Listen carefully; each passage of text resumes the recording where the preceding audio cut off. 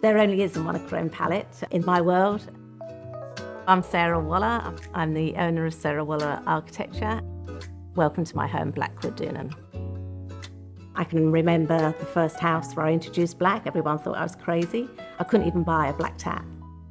And now I think the monochrome palette is much more widespread and lots of options, materials and selections and finishes available to us.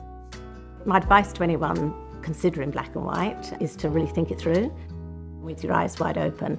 Try and introduce it subtly. Just don't overdo it. Black is high maintenance, so you need to be aware of that. Try and introduce some warmth with some natural timber and lots of greenery. That's the secret. Bring in the nature inside.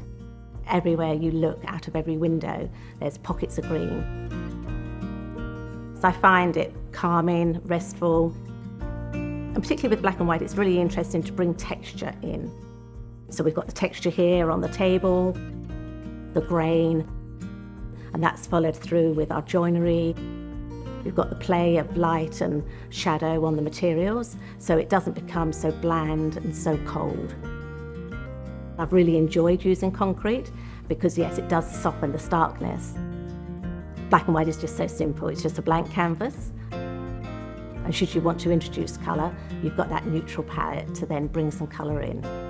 Accessorise with cushions, not too much pattern. All the fabrics, the doona covers, everything, texture is really the key to making the interiors work.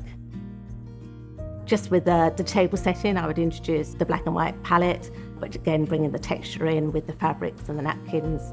But yes, I might introduce them and let them have a little bit of colour with their food. Be bold and brave and out there, and I think sometimes you need to shout a bit louder.